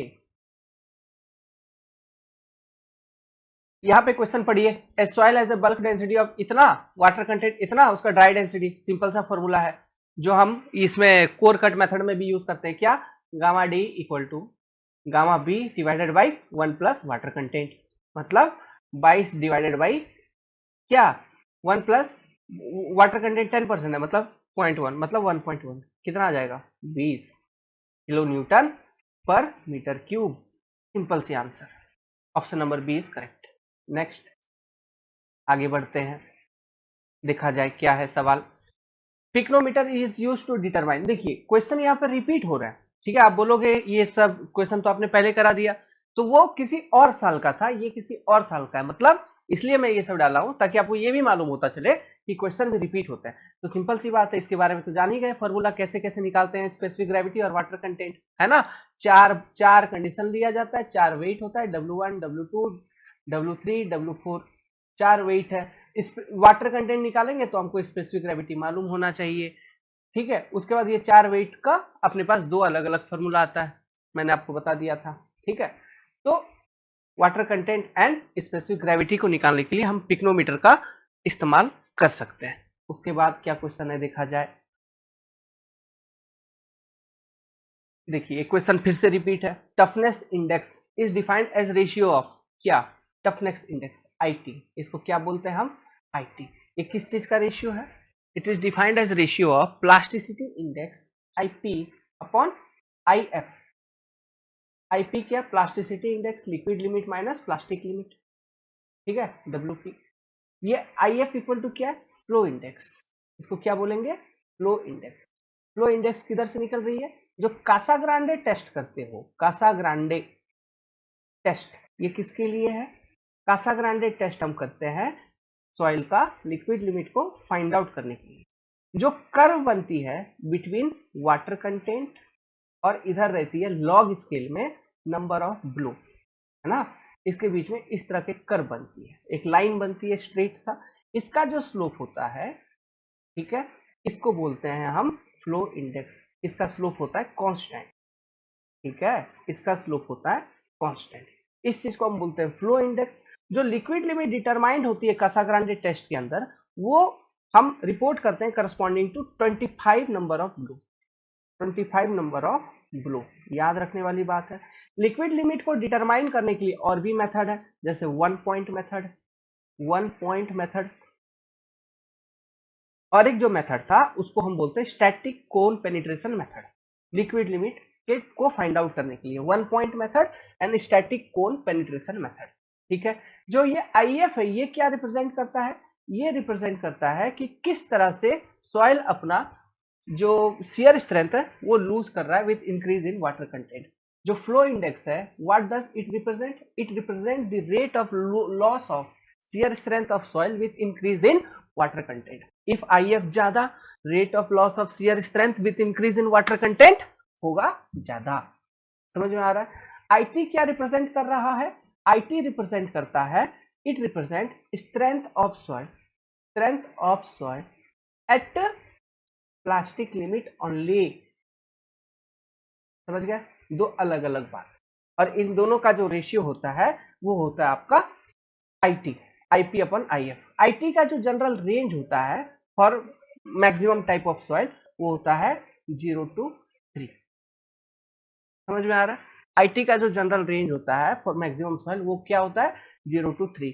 अगर आईटी का जो वैल्यू अगर ये 1 से कम है तो इसका मतलब हम ये समझेंगे कि ये सॉइल बहुत ही कमजोर है और इसको इजीली चकनाचूर किया जा सकता है एट प्लास्टिक लिमिट, मतलब उसका स्ट्रेंथ काफी कम है, वीक सॉइल है, इजीली क्रसेबल सॉइल है। समझ में आ गई बात। तो ऑप्शन पढ़ के बताओ कौन सा ऑप्शन सही होगा, IP upon IF, plasticity index to consistency. अब कंसिस्टेंसी के बारे में बताना है क्या, इंडेक्स फिर से लिख दो एक बार, क्या होगा, liquid limit minus water content upon IP, plasticity index to flow index. ये आंसर आपका हो गया सही, ऑप्शन नंबर बी क्लियर, ठीक है। अब लिक्विडिटी इंडेक्स यहाँ पे दिया है, क्या है इसका वैल्यू, लिक्विडिटी इंडेक्स का natural water content minus plastic limit upon IP, है कि नहीं, फॉर्मूला दोनों का याद रहेगा। और ये फ्लो इंडेक्स, फ्लो इंडेक्स तो मालूम ही हो गया, ये फ्लो इंडेक्स किसका है, ये जो फ्लो कर्व बनता है, ये जो कर्व बनता है ना कासाग्रांडे मेथड में उसको बोलते हैं फ्लो कर्व। तो ये फ्लो कर्व का ये होता है आपका इंडेक्स। अच्छा, कासाग्रांडे मेथड में जो भी इक्विपमेंट होती है एक तरह का बाउल होता है, नीचे पैड होता है, इसमें हम मिट्टी क्ले व्ले को भर देते हैं जिसका भी हमको निकालना होता है। यहाँ पे एक लीवर टाइप की होती है इस तरह से हैंडल, इसको घुमाते हैं तो ये ऊपर नीचे होता है। तो ये नीचे जो रबड़ पैड होती है, ये रबड़ पैड होती है, इससे टकराती है। तो ये जो हाइट होती है, हाइट ऑफ ड्रॉप, ये होती है 1 सेंटीमीटर का, ठीक है, 1 सेंटीमीटर का। प्लस इसमें जो हम ग्रूव कट करके रखते हैं, ठीक है, ये जो क्ले इसमें ग्रूव करके कट करके रखते हैं, ये हम कितने का कट करके रखते हैं, हम ये कट करके रखते हैं 10 से 12 mm का रेंज होता है, ठीक है। इतने mm का ग्रूव कट करके रखते हैं। अलग अलग टूल होते हैं, ASTM टूल होता है, इंडियन स्टैंडर्ड टूल होता है, उसके अकॉर्डिंग ग्रूव का जो साइज है ना वो अलग अलग हो जाता है। ओके, सारा का सारा एक्सप्लेन कर रखा था आपको। और corresponding to 25 number of blow, जो भी देखिए 25 नंबर ऑफ ब्लो मतलब क्या, यहाँ पे मेजरमेंट क्या होती है कि ये ग्रूव जो आपने कट किया है, आप ब्लो करेंगे तो ये ग्रूव धीरे धीरे कम होगा और सॉइल एक दूसरे को मतलब एक दूसरे से टच हो जाएगा, है ना। तो कितने नंबर ऑफ ब्लो पे वो सॉइल एक दूसरे से टच हो जा रहा है, वही चीज होती है लिक्विड लिमिट।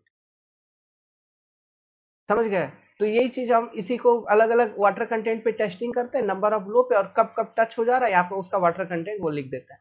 फिर ये इस तरह का एक कर्व बनता है, फिर यहाँ से corresponding to 25 number of blow हम इंटरपोलेट करके निकाल लेते हैं कि अच्छा ये वाटर कंटेंट होगा इस सॉइल का लिक्विड लिमिट। टेस्टिंग मेथड है, आप अगर पढ़े हैं कंसेप्ट डिकोडर पे, सॉइल मैकेनिक्स, आपको इस तरह के छोटे छोटे बातों पे किसी भी तरह का कंफ्यूजन नहीं होगा, है ना। चलिए अब ये वाला फॉर्मूला पढ़िए, देखिए डायरेक्ट फॉर्मूला ही पूछ लिया है ना। सैचुरेटेड सॉइल का जो यूनिट वेट होगा उसका क्या फॉर्मूला होता है, तो इसका जो जनरल फॉर्मूला बताता हूँ। बल्क यूनिट वेट एक किसी सॉइल का हम कैसे लिखते हैं, G plus degree of saturation into e bracket gamma डब्ल्यू डिवाइडेड बाई 1 प्लस ई। इस तरह से हम इसका फॉर्मूला लिखते हैं। ये बल्क डेंसिटी हो गया। अब इसी फॉर्मूला में मॉडिफाई कर दो, सैचुरेटेड सॉइल पूछ रहा है तो डिग्री ऑफ सैचुरेशन कितना हो जाएगा, इक्वल टू 100%, मतलब एस का वैल्यू क्या हो गया 1। एस का वैल्यू 1 पुट कर देंगे तो गामा सेट जो निकल के आएगा वो निकल के आएगा जी प्लस ई गामा डब्ल्यू डिवाइडेड बाई 1 प्लस ई। तो यहाँ पे देखो G plus e gamma W, ये ऑप्शन नंबर ए करेक्ट। अब इसी को अगर आपको ड्राई का लिखना है, गामा ड्राई का, मतलब जो एस का वैल्यू है वो क्या हो जाएगा 0। तो गामा ड्राई इक्वल टू क्या लिख देंगे, एस का वैल्यू अगर इसमें 0 पुट कर दीजिए यहाँ पे, तो गामा ड्राई 0 या फिर 1, 0 पुट करेंगे तो ड्राई, 1 पुट करेंगे तो सैचुरेटेड का। तो 0 पुट कर देंगे तो क्या हो जाएगा जी गामा डब्ल्यू डिवाइडेड बाई 1 प्लस ई, है ना। और एक formula gamma bulk equal to, sorry gamma bulk upon 1 plus water content, अभी अभी यूज भी किया था, इक्वल टू गामा ड्राई होता है। और एक formula e into s Sehwag वाला इक्वल टू डब्ल्यू इंटू जी, है कि नहीं। E into s equal to डब्ल्यू इंटू जी। बाकी void ratio, air content, percentage air void, इन सब चीजों का फॉर्मूला आपको रिवीजन करा ही दिए हैं पहले से भी। ओके, सैचुरेशन, वाटर कंटेंट वगैरह सब कुछ मालूम है, पोरोसिटी क्या है। अब ये जो फॉर्मूला है यहाँ पे, ये वाला कौन सा, ये तीसरा नंबर, देखिए जो आपका गामा सबमर्ज्ड होता है, गामा सबमर्ज्ड, ठीक है, मतलब सॉइल पूरा पानी के अंदर डूबा हुआ है, सबमर्ज्ड है, तो उसको हम लिखते हैं as a gamma sat minus gamma W. ये अपने पास एक कॉन्सेप्ट आती है गामा सबमर्ज का। और कभी कभी हम गामा सबमर्ज को, है ना, या फिर इसको किसको, गामा सबमर्ज को, हाँ, गामा सेट बाई 2 भी लिख देते हैं, गामा सेट का आधा, ठीक है। या फिर तो यहाँ से इसी रिलेशनशिप से हमको क्या मालूम हो जाएगा कि गामा सेट जो होती है सॉइल की वो नियर बाई इक्वल होती है 2 टाइम्स गामा सबमर्ज का, है ना। तो ये सारे तो बेसिक फंडामेंटल्स हैं, तो ध्यान रखिएगा, एग्जाम में इन सब पॉइंट पे भी क्वेश्चन पूछ लेंगे। तो गामा सबमर्ज का फॉर्मूला क्या, gamma sat minus gamma W. जब आप ये चीज को करेंगे तो गामा सेट का वैल्यू क्या आ गया आपको, गामा सेट का वैल्यू आ गया जी प्लस ई, है ना, गामा डब्ल्यू डिवाइडेड बाई 1 प्लस सी। तो गामा सबमर्ज का जो वैल्यू निकलेगा वो निकल जाएगा जी माइनस 1 गामा डब्ल्यू डिवाइडेड बाई 1 प्लस सी। ये हो जाएगा गामा सबमर्ज का इक्वेशन, गामा सबमर्ज का। अब इसी इक्वेशन में ये जो दो इक्वेशन दिए हैं ये कोई मतलब का नहीं है, यूजलेस, फालतू का। सवाल पढ़िए, काफी अच्छा सा सवाल है, ठीक है। इसमें बहुत सारा कॉन्सेप्ट आपका रिवाइज हो जाएगा। अभी पार्टिकल साइज डिस्ट्रीब्यूशन का size, A soil has an average size particle size of 0.2 mm, it is predominantly, ये किस तरह का होगा, on basis of size of the soil particle, आप इसको किस कैटेगरी में डालेंगे, ग्रेवल में डालेंगे, सैंड में डालेंगे, सिल्ट में डालेंगे, क्ले में डालेंगे, किस में डालेंगे, बोला है, पूछा है। तो देखिए मैं आपको एक बार रिवाइज करवा देता हूँ। होता क्या है, एक लाइन बनाओ ऐसा, और हमेशा के लिए याद रखना, क्या याद रखोगे, सबसे मैक्सिमम जो आपको मालूम है वो मालूम है 300 mm साइज, कितना मालूम है 300 mm, 300 mm मतलब समझ रहे हो ना, 30 सेंटीमीटर का साइज हमको मालूम है। 30 सेंटीमीटर मतलब समझ रहे हो ना कितने बड़े बड़े है ना, बड़ा बड़ा पत्थर। ओके, उसके बाद हमको जो साइज मालूम होता है वो मालूम होता है 80 mm का मालूम होता है। फिर जो हमको साइज मालूम है वो मालूम है क्या, 4.75 mm का साइज हमको मालूम है। उसके बाद एक साइज आती है जिसको हम बोलते हैं 75 माइक्रन, ये एक साइज मालूम होता है। उसके बाद एक साइज आती है जिसको हम जानते हैं एज ए 2 माइक्रन। समझ में आया? इसको हम क्या बोल रहे हैं, इसको हम बोल रहे हैं माइक्रॉन, माइक्रॉन। ठीक है, अब ये क्या होता है अभी आपको बताएंगे। देखिए, जो 2 माइक्रॉन से जो साइज छोटे हैं, मतलब ऐसे सॉइल सॉलिड जो 2 माइक्रॉन से छोटे होंगे वो उसे हम कहेंगे क्ले। जो 75 माइक्रॉन से लेकर 2 माइक्रॉन के बीच में है उसे हम कहते हैं सिल्ट। जो 4.75 mm से 75 माइक्रॉन के बीच में उसे हम कहेंगे सैंड। जो 80 से 4.75 के बीच में है उसे हम कहेंगे ग्रेवल। ठीक है, और जो 300 से 80 mm के बीच में है उसे हम बोलेंगे कोबेल, उसे हम कोबेल बोलते हैं। और जो 300 से भी बड़ा है उसे बोल्डर बोला जाता है। ठीक है, ब्रिज वगैरह में नाम सुने हो, बोल्डर पिचिंग, बड़े बड़े पत्थर होते हैं, इतना बड़ा बड़ा पत्थर, उसका हम पिचिंग करते हैं। क्या करते हैं, पिचिंग करते हैं, बोल्डर पिचिंग। तो ये हो गया आपका बोल्डर। ठीक है, तो ये है आपका अलग अलग तरह का सॉइल का पार्टिकल डिपेंडिंग ऑन साइज, जो कि आपको याद रखना है। अब ये माइक्रोन, 1 माइक्रोन इक्वल टू क्या होता है, ये दो चीज में आप दो तरह से कह सकते हो, 10⁻³ mm, या फिर इसी को अगर आपके भाषा में लिखूं तो 1/1000 mm, यही हो गया है ना। उसी तरह से 1 माइक्रोन को हम लिख सकते हैं एज ए 10⁻⁻⁶ मीटर, है ना। समझ गए, 1/1,00,000 मीटर। तो ये होता है 1 माइक्रोन का मतलब। अब इसमें भी और देखो भाई, और बात करते हैं। अच्छा, और क्या, हाँ तो ये देखो, ये बात कर लो, अगर 75 माइक्रोन है तो इसको mm में कन्वर्ट करना है, तो 75 गुना क्या कर दोगे, 1/1000 कर दो, आ जाएगा इतना। तो 1/1000 करेंगे तो ये क्या आ जाएगा, देखिए 0.075 mm, 1/1000 करने से तो 0.075 mm से लेके 2 माइक्रोन तक। 2 माइक्रोन को भी कर दो भाई, कन्वर्ट कर दो, 2/1000 इतना mm। तो 0.075 mm से लेके 2/1000 mm तक अगर कोई पार्टिकल है तो वो होगा सिल्ट में, और 2/1000 mm से छोटा कोई पार्टिकल है तो वो है क्ले का पार्टिकल। तो क्ले कितना फाइन है, काफी फाइन है क्या, बहुत चिकना है क्या, बहुत फाइन है क्या, बिल्कुल बहुत फाइन है। ठीक है, तो इस तरह से ये पार्टिकल बताई जाती है साइज। अब हमारा जो सवाल है उसमें क्या है, 0.2 mm। तो 0.2 mm किधर आ रहा है, ये देखो यार, सिल्ट कहां से शुरू हो रहा है, 0.075 mm से। तो क्या 0.2 mm 0.075 mm से बड़ा नहीं है ना, और लेकिन 4.75 से छोटा है। तो 0.02 mm यहां पर कहीं पर लाई करेगा इधर, तो वो सैंड की पार्टिकल होगी। किसका पार्टिकल होगा, सैंड का पार्टिकल होगा। ठीक है, अब एक चीज सुनिए, ये जो सैंड का पार्टिकल है इसका हम 3 कैटेगरी करते हैं जनरली। ठीक है, 1 2 3, ये मान लो एक हो गया, ये यहां से यहां तक दूसरा, ये तीसरा। ये 1 2 3 कैटेगरी क्या है, इसको हम बोलेंगे 3 तरह से। एक तो बोलेंगे कोर्स सैंड, कोर्स सैंड मतलब थोड़े सैंड के पार्टिकल हैं लेकिन बड़े बड़े हैं। फिर मीडियम,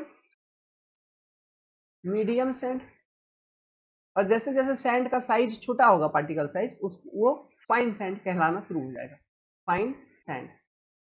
तो ये कहां से कहां तक होती है, तो देखिए कोर्स 4.75 से लेके 2 mm तक रहता है, ये रहता है कोर्स, याद रखना है, पूछ लेंगे।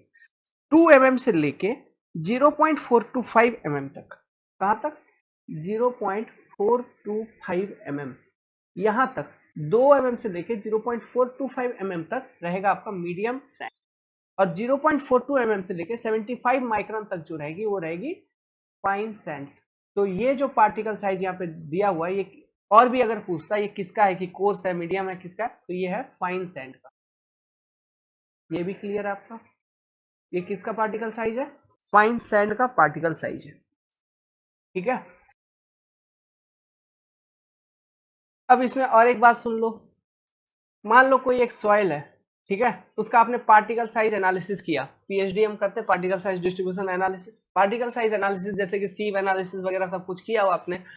उसमें अगर आपको सिल्ट प्लस क्ले का, ठीक है, सिल्ट प्लस क्ले इन दोनों का अगर आप मिला देंगे, ठीक है, इसका जितना भी परसेंट होगा इस टोटल सॉइल में, उसको बोला जाता है percentage of fineness, percentage fineness, fineness. क्योंकि जो सिल्ट एंड क्ले वाले पार्टिकल्स हैं, this comes under fine soil. ये किस तरह के सॉइल में आता है? फाइन ग्रेन्ड सॉइल में आता है, फाइन ग्रेन्ड सॉइल। समझ में आ गई बात? इसको हम बोलते हैं फाइन ग्रेन्ड सॉइल। तो किसी भी सॉइल में इन पार्टिकल का कितना परसेंटेज है, that is particle less than 75 micron, ठीक है, उसको हम बोलेंगे परसेंटेज फाइननेस। तो ये नहीं कि फाइननेस मतलब केवल क्ले, क्ले सिल्ट भी उसमें आती है ना। तो 75 माइक्रोन से जितने भी छोटे पार्टिकल है वो सारे परसेंटेज फाइननेस में इंक्लूड हो जाएंगे। ये बात ध्यान रहेगी, जो कि बहुत इंपॉर्टेंट है ना, आपको बहुत काम का आएगा। फिर उसके बाद आगे और चर्चा करोगे इसका पार्टिकल साइज डिस्ट्रीब्यूशन का। तो देखिए, मतलब जैसे यहाँ पे एक 75 माइक्रोन वाला मैंने साइज आपको एक फिक्स कर दिया कि 75 माइक्रोन से छोटे जितने भी है उसको हम बोलेंगे फाइन ग्रेन सॉइल, और 75 माइक्रोन से जितने भी बड़े उसको बोलेंगे कोर्स ग्रेन सॉइल। क्या बोलेंगे? कोर्स ग्रेन सॉइल, ठीक है, कोर्स ग्रेन सॉइल। अब यहाँ पे दो अलग अलग कैटेगरी के हो गए, कोर्स ग्रेन, फाइन ग्रेन।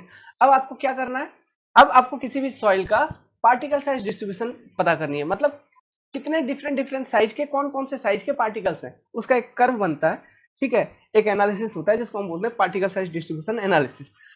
अब कोर्स ग्रेन का अलग होगा, फाइन ग्रेन सॉइल का अलग होता है। कोर्स ग्रेन सॉइल का पार्टिकल साइज डिस्ट्रीब्यूशन एनालिसिस करने के लिए हम सीव एनालिसिस, मैकेनिकल एनालिसिस यूज करते हैं, मैकेनिकल कॉन्सेप्ट जैसे सीव वगैरह करते हैं, जाली छन्नी, है ना, इसका इस्तेमाल करते हैं। तो ये सीव एनालिसिस होता है for particle size greater than 75 micron, but for particle size less than 75 micron सीव analysis नहीं करते अपन लोग। वो क्या करते हैं, दो तरह का मेथड होता है अपने पास सेडिमेंटेशन एनालिसिस के अंदर, दो तरह का मेथड होता है, एक होता है हाइड्रोमीटर मेथड, एक होता है पिपेट मेथड। सारे के सारे सॉइल मैकेनिक्स पढ़ाने वाले जितने भी हैं यूट्यूब पे, इन सब चीजों को नहीं पढ़ा पाते, क्योंकि इसके पीछे बहुत लॉजिक, बहुत कॉन्सेप्ट यूज होता है। हमारा जाके देखिए आप सॉइल मैकेनिक्स, हाइड्रोमीटर के ऊपर ही लगभग 2-2.5 घंटे का क्लास चला है ना, बहुत डिटेल में समझाया है, उसका सब करेक्शन समझाया है, उसका डेरिवेशन समझाया है, पिपेट का सब करेक्शन, सब डेरिवेशन, न्यूमेरिकल, कन्वेंशनल, सब चीज। ओके, तो आप जाके देखिए, 70-70 हजार व्यूज होंगे एक एक वीडियो के ऊपर, जाइए देखिए, लाइक कर दीजिए, सीख जाएंगे कुछ। और कंप्लीट एसएससी जेई या फिर और भी कोई एग्जाम निकालने के लिए अगर आपको सिविल इंजीनियरिंग लर्न करना है, टेक्निकल स्टूडेंट है, तो अधिक पैसे खर्चे करने की जरूरत नहीं है, हम पढ़ाते हैं। हमारे पास जो फी है, ये फी है 3500 रुपये। आप इतना फी जमा करा दीजिए, आइए सिविल इंजीनियरिंग सीख के जाइए, एग्जाम निकालिए, क्वेश्चन सॉल्व अपने आप सारे हो जाएंगे, सभी लगा ही लोगे क्योंकि सब चीज तो हमने पढ़ा ही दी है, तो सारे क्वेश्चन आपका सॉल्व हो ही जाएगा अपने आप। और जो नहीं सॉल्व होगा, इसलिए आप 3500 रुपया फी दिए, वो हम सॉल्व करके दे देंगे आप, और आपको कॉन्सेप्ट और उसका लॉजिक बता दिया करेंगे कि किस तरह से सॉल्व करना है। डायरेक्ट फोन नंबर दिया हुआ है, कॉन्टैक्ट में रह सकते हो आप, पीयूष परासर मेरा नाम है। तो ये सब चीजें ध्यान रखना। तो वहां पे पिपेट और हाइड्रोमीटर मेथड चलता है। अब जो कोर्स सीविंग होती है, जो कोर्स ग्रेन का सीविंग करते हैं, कोर्स ग्रेन सॉइल का, इसमें भी दो तरह का सीव होता है। एक होता है कोर्स सीविंग जो कि ग्रेवल के लिए हम करते हैं, और एक होता है फाइन सीव जो कि हम करते हैं सैंड के लिए, है ना। और सैंड के लिए जो फाइन सीव करते हैं, इसमें भी दो तरह का होता है, एक होता है ड्राई सीव, एक होता है वेट सीविंग। इन सब चीजों के बारे में बता दिया है। और सीव एनालिसिस के ऊपर आगे चल के और कोई क्वेश्चन आएगा तो उसमें और ज्यादा डिटेल में इसके ऊपर भी डिस्कस कर लेंगे कि किस किस तरह का सीव, कौन कौन सा साइज का सीव यूज किया जाता है, वो भी पूछ लेंगे एग्जाम में आपसे, है ना। तो कोई क्वेश्चन आएगा तो वहां पे डिस्कस कर लेंगे। तो आगे देखते हैं क्या है। आगे स्लाइड पे कोई क्वेश्चन नहीं है, तो मेरे हिसाब से मुझे थैंक यू लिखना चाहिए आपको देखने के लिए। जल्द ही, आज ही नेक्स्ट वीडियो भी आ जाएगी इसके ऊपर। और मैं आपसे ये कहना चाहता हूँ एक बार फिर से, आपको टेक्निकल का किसी भी एग्जाम को अटेम्प्ट करना है, चाहे वो जेई का हो, एई का हो, किसी भी स्टेट का हो, कुछ भी टेक्निकल, सिविल टेक कंप्लीट, है ना।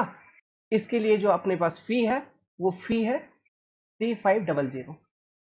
इसमें कुल मिला के आपको 18 पेपर मैं अवेलेबल कराऊंगा। 18 पेपर।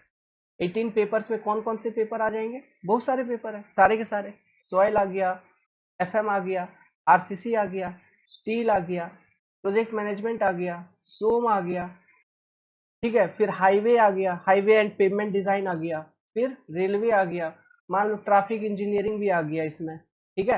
ये तीनों इधर आ गया। सर्वे आ गया, बीएमसी आ गया, एस्टिमेशन एंड कॉस्टिंग आ गया, एस्टिमेशन एंड कॉस्टिंग वाली पेपर आ गई। हाइड्रोलिक मशीन आ गई, ओसीएफ आ गया, ठीक है। हाइड्रोलिक मशीन आ गया, ओसीएफ आ गया। और बस यही सारे तो मोटा मोटी पेपर आपके, ठीक है। एनवायरमेंट इंजीनियरिंग आ गया, ठीक है, डबल ई। फिर आपका आ गया हाइड्रोलॉजी, ठीक है। और एक आ गया आपका इरिगेशन। इरिगेशन। तो ये सारे जितने भी पेपर हैं, ये सारे पेपर आपको ये 3500 में अवेलेबल कराया जाएगा। अब आप बोलोगे इतना सारा पेपर आपने अकेले पढ़ा है? हाँ जी हाँ, बिल्कुल। सिंगल टीचर, हमने अकेले इतने सारे पेपर को पढ़ाए हैं। और ये एक दिन में कंप्लीट नहीं हुआ या 6 महीने में कंप्लीट नहीं हुआ है। देखिए, अकेला था इसलिए पढ़ाने में टाइम लग गया, तो पढ़ाते पढ़ाते लगभग 4 साल हो गए, 4 इयर्स। अब जाके सारे के सारे सब्जेक्ट कंप्लीट हो गए, तो अब आप इसका अच्छे तरीके से फायदा उठा सकते हैं। जब कंप्लीट नहीं था, 3-4 पेपर तो कंप्लीट नहीं थे, वो तो अभी हाल फिलहाल पढ़ाया, जैसे हाईवे वगैरह, है ना। हाईवे, इरिगेशन वगैरह पहले पढ़ाया था, लेकिन अभी रिवाइज करके फिर से पढ़ाया। तब जाके हमारे स्टूडेंट्स ने एसएससी जेई जैसे एग्जाम में, ईएससी जैसे एग्जाम में, गेट जैसे एग्जाम में रैंक लेके आए हैं। 24 रैंक, 78 रैंक, 139 रैंक, ऐसा। तो अब तो और ज्यादा बेटर वे में आप परफॉर्म कर सकते। तो आइए, एनरोल करिए, ज्वाइन करिए। कॉन्सेप्ट डिकोडर की एंड्रॉयड एप्लीकेशन है, इसे डाउनलोड कर लीजिए। वहां पे आप एसएससी जेई 2023 टारगेट मैंने बैच बनाया हुआ था, आप उसमें एनरोल कर लीजिए। 3 साल की वैलिडिटी रहती है अपने पास, 3 इयर्स, जो कि काफी पर्याप्त समय है आपके लर्निंग के लिए, ठीक है। All the best.